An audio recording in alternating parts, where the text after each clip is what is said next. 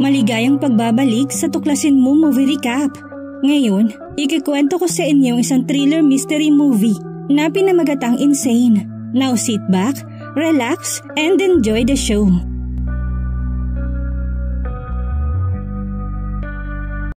Sa simula ng pelikula, makikita ang isang babae na nagngangalang Sua. Dinakip siya nang hindi niya nalalaman ang dahilan at sapilitan din siyang dinala sa isang psychiatric facility. Ikinulong siya doon at sapilitang in-injection na ng iba't ibang klaseng mga gamot.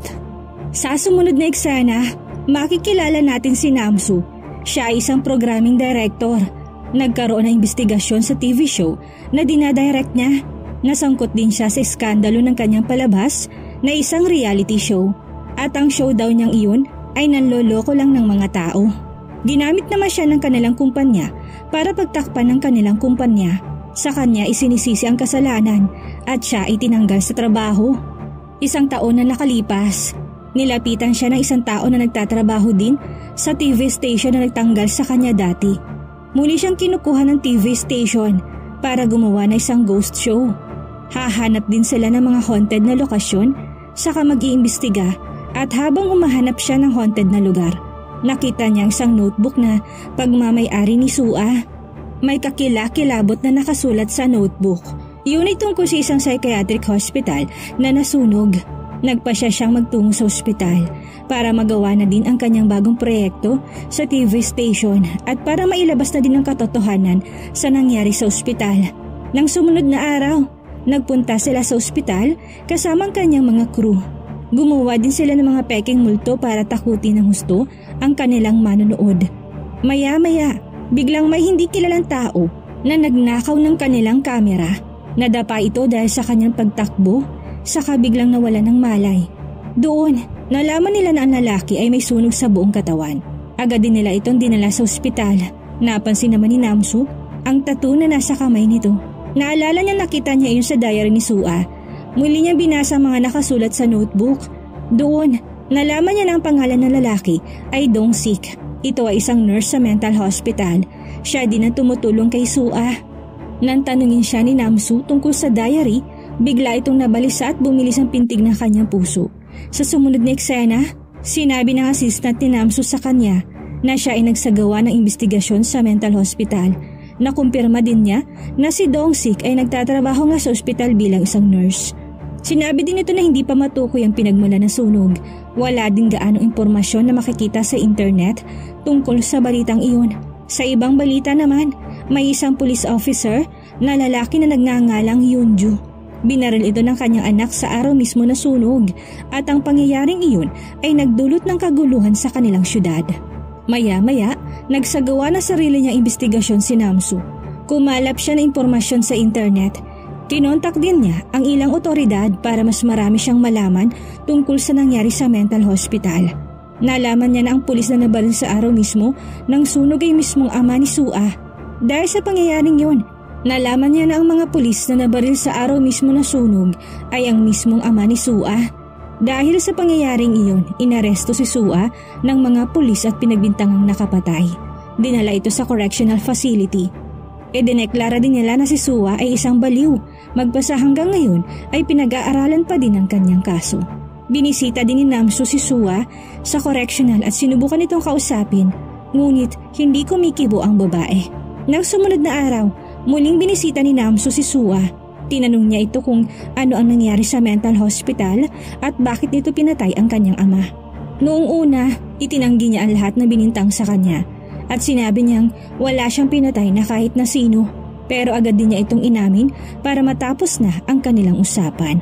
Sa sumunod na eksena, ipapakita sa atin na pangyayari, isang taon na nakakalipas.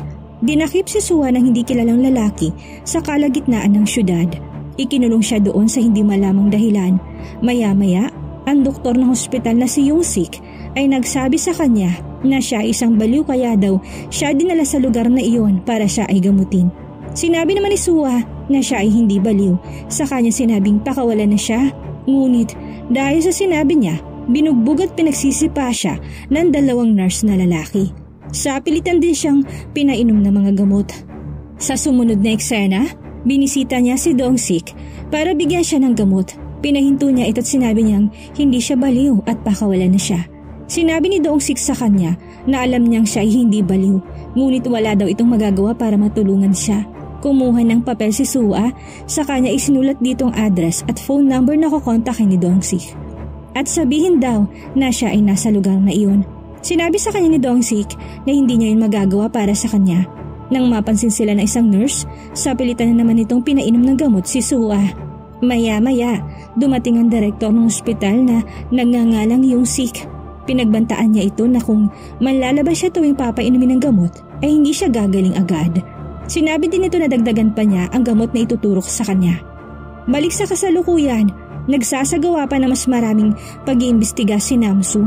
Nalaman niya na si Yung-sik ay matalik na kaibigan ng ama ni Sua. Nalaman din niya na wala ni isang record si Sua sa ospital. Kailanman ay hindi ito nagkaroon ng record sa ospital na yun.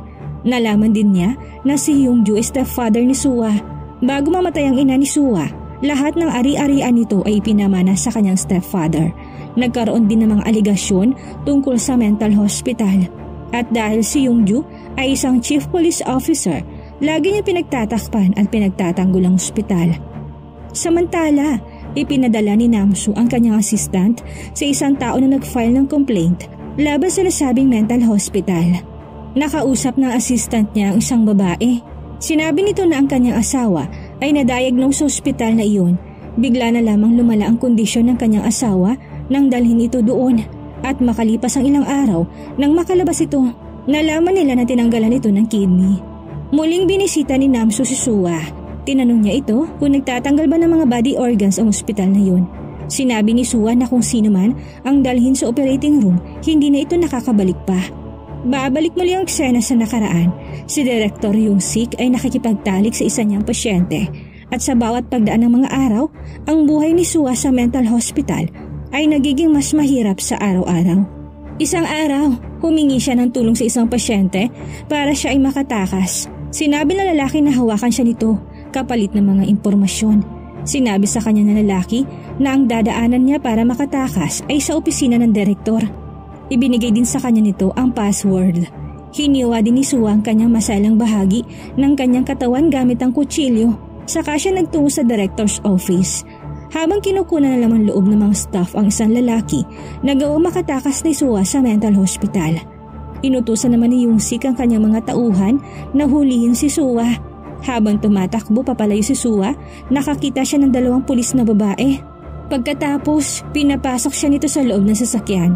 Nakahinga siya ng maluwag ng mga sandaling iyon at iniisip na sa wakas ay ligtas na siya.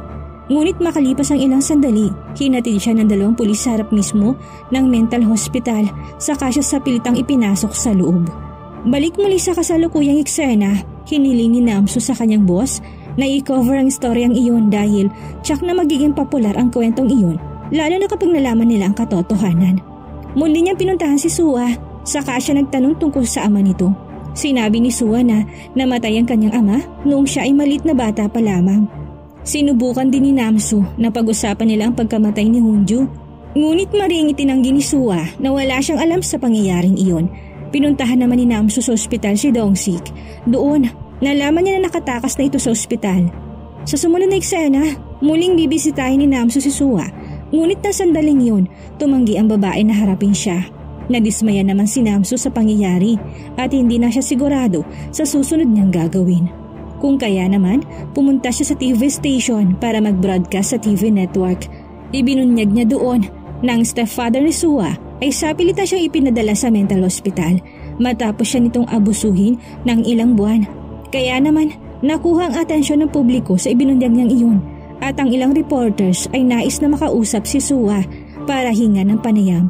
Tumanggi naman si Sua na harapin silang lahat at ang tanging gusto lang niya makausap ay si Namsu. At sa wakas, ibinunyag na nito ang buong pangyayari. Sa susunod na eksena, muli tayong dadalhin sa nakaraan. Nang sandaling iyon, nalaman na ni Dong-sik ang tungkol sa illegal organ trafficking na ginagawa sa mental hospital. Agad niyang kinontak ang numerong ibinigay sa kanya ni Sua at ang numero palang ibinigay sa kanya ni Sua ay ang numero ng kanyang boyfriend. Hinahanap na pala nito si Sua ilang buwan na ang nakakalipas. Humingi na din ito ng tulong sa pulis, ngunit wala naman siyang napala sa mga ito. Tinawagan siya ni Dong-sik at sinabi ang kanilang lokasyon. Agad naman dumating ang nobyo ni Sua para ito'y matulungan niya. Nang makarating na sila sa ospital, ang nobyo ni Sua, nagtulungan sila ni Dong-sik at kumilos na parang mga magnanakaw. Samantala, nang sandaling iyon ay tatanggalan na ng body organ si Sua. Tamang-tama naman ang dating nila ng sandaling iyon. Sinubukan nila makatakas sa lugar na iyon, ngunit agad din silang nahuli ng direktor at ng iba pang staff. Dinala sila sa operating room. Sa kanila sinimulan tanggalin ang body organs ng boyfriend ni Sua. Nang sandaling ding iyon, isang pasyente ang naglalaro ng apoy. Sinisindihan niya ang napakaraming kandila sa loob ng director's office. Maya-maya, mabilis na nilamon ng apoy ang buong gusali. Nagpanik ang lahat ng tao doon dahil sa sunog. Kinumbinsi naman ni Sua ang isang pasyente na tanggalin ang kanilang mga tali, kaya nagawa nilang makatakas. Ngunit sa kasamaang palad, hinatak ng direktor sa apoy ang boyfriend ni Sua dahil doon namatay ang kanyang kasintahan. Balik sa kasalukuyang eksena, tinanong ni Namsu si Sua kung pinatay ba niya ang kanyang ama. Itinanggi niya iyon. Sinabi niya na sinasaktan at inaabuso silang mag-ina ng kanyang stepfather. Pinagsamantalahan din siya nito ng ilang beses. Nang umuwi siya pagkatapos niyang tumakas sa sunog, nakita niyang stepfather niya na wala ng buhay. Muling brinodcast ni Namsu sa publiko ang nangyari. Ibinunyag niyang stepfather ni Sua ay gumawa ng pang-aabuso at pananamantala sa kanya. At ito rin na nagpadala sa kanya sa mental hospital. Inabuso at minaltrato siya ng pasilidad na iyon sa loob ng ilang buwan. Ibinunyag din ni Namsu na ito ay isang drug addict at gumagamit ng iba't ibang klaseng ipinagbabawal na gamot. Dahil sa kanyang pagka-addict, nagawa niyang magpakamatay. At ang istoryang yun ni Sua ay nakuha ang lahat ng atensyon ng publiko. Natukoy din sa korte na walang matibay na ebidensya laban kay Sua, kaya nararapat lang napakawalan siya. Kaya idineklara siyang inosente. Sinundo siya ni Namsu sa correctional facility at bago sila pumunta sa bahay nito, kinuha ni Sua ang diary. Sinabi din niya kay Namsu na hindi pinapayagan ng mga pasyente na magdala ng ballpen at matatalim na bagay sa mental hospital. Napagtanto ni Namsu ang maliwanag na pangyayari at ang eksena ay babalik muli sa nakaraan. At ang totoong nangyari, ang ina ni Sua ang pinadala sa mental hospital at ang sinabi ni Sua sa kanya ang naging karanasan ng kanyang ina.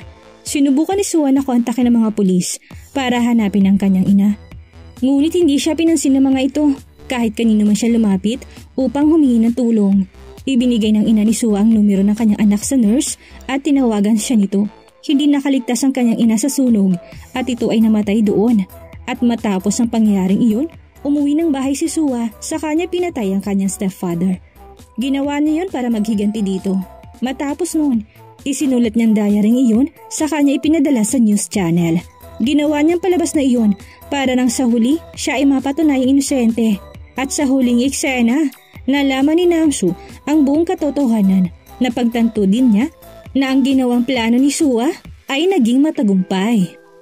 Kapatid, kung nagustuhan mo ang video na ito, ay mag-subscribe ka na at pindutin ang notification bell para lagi kang updated sa bago nating mga videos.